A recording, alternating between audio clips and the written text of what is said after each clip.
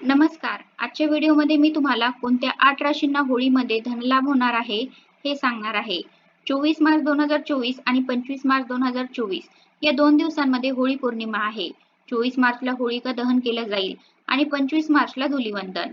पण या 2 दिवसांमध्ये असे काही खास योग जुळून आलेले आहेत ज्याचा फायदा काही राशींना होणार आहे.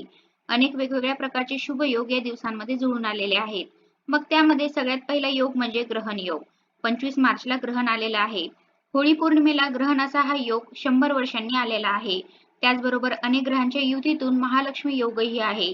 सर्वात सिद्धी योग आहे. त्याचबरोबर त्रिग्रही योग आहे. अशा अनेक योगांचा योगायोग या होळी पौर्णिमेला आलेला असल्यामुळे काही राशींसाठी होळी खास असणार आहे असं म्हणायला हरकत नाही.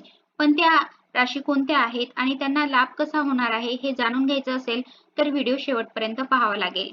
सुरुवात करूया मेष राशीपासून. मेष राशीच्या लोकांना या वेगवेगळ्या योगांचा फायदा होणार आहे.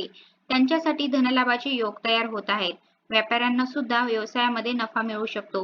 नोकरीत प्रगतीची संधी आहे. म्हणजे तुम्ही नोकरीमध्ये प्रगतीच्या प्रतीक्षेमध्ये होतात तर तुमची प्रतीक्षा संपण्याचे योग आहेत.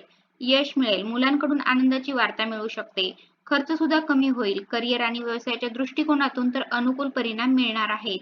योजनांना गती मिळेल. अडकलेले पैसे मिळून रखडलेले प्रकल्प पुन्हा सुरू होऊ शकतात. वडिलोपार्जित संपत्तीच्या बाबतीतही खूप फायदा होईल. आत्मविश्वास नक्कीच वाढेल. आता वळूया पुढच्या राशीकडे आणि पुढची रास आहे वृषभ रास.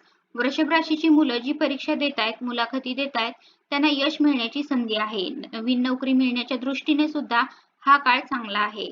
करिअरमध्ये प्रगती होईल आणि तुमचा बँक बॅलन्सही वाढेल. मिथुन रास. करिअर बिझनेसच्या बाबतीत खूप पुढे घेऊन जाणारा हा तुम्हाला काळ आहे. संपत्ती वाढेल, यश मिळेल, जीवनात भौतिक सुखसोयी वाढू शकतील. चांगलं उत्पन्न मिळू शकाल. आता वळूया कन्या राशीकडे. धनसमृद्धी आणि प्रगती होण्याची शक्यता आहे. प्रदीर्घ प्रलंबित काम पूर्ण होऊ शकतात. व्यावसायिकांचे मोठे सौदे फायनल होऊ शकतात. म्हणजे मोठे करार होऊ शकतात. पदोन्नती जर तुम्ही नोकरी करताय तर पदोन्नती सुद्धा मिळू शकते. आता वळूया तूळ राशीकडे. अनेक मोठ्या इच्छा तूळ राशीच्या पूर्ण होऊ शकतात. नवीन कार, घर खरेदी असे योग आहेत. जीवनात सुख सुविधा मिळतील. इच्छित पद, पैसा, पदोन्नती सुद्धा मिळू शकेल. मान सन्मान आणि प्रतिष्ठा वाढण्याचे योग आहेत. अनुकूल परिणाम मिळू शकतील. आदर वाढेल. करिअरशी संबंधित नक्कीच चांगली बातमी येईल. धनुरास. धनुराशीच्या लोकांना सुद्धा मोठे लाभ या काळामध्ये आहेत. करिअरमध्ये अनेक नवीन संधी मिळण्याची शक्यता आहे. इच्छित पद आणि पैसा मिळू शकेल. व्यवसायात सुद्धा फायदा होईल. सगळ्यात महत्त्वाचं तुमचं आरोग्य चांगलं राहील. आता वळूया मकर राशीकडे. मकर राशीला साडेसाती चालू आहे मान्य, पण होळीच्या या योगांचा तुमच्यावर शुभ प्रभाव होईल. संपत्तीत वाढ होण्याचे योग आहेत. नोकरीच्या बाबतीत कुठून तरी चांगली बातमी येऊ शकते. आवडीच्या कोणत्याही ठिकाणी कामावर पाठवले जाऊ शकते. प्रगती होण्याची शक्यता आहे. परदेशातून व्यवसाय करतात त्यांच्या कामातही प्रगती होईल. नफा मिळेल. प्रत्येक बाबतीत जोडीदाराचा आणि मुलांचा पाठिंबा सुद्धा तुम्हाला मिळेल. आता साडेसाती असणारी आणखीन एक रास म्हणजे कुंभ रास. प्रगतीच्या नवीन संधी कुंभ राशीला सुद्धा मिळणार आहे. नोकरीत नवीन संधी मिळतील.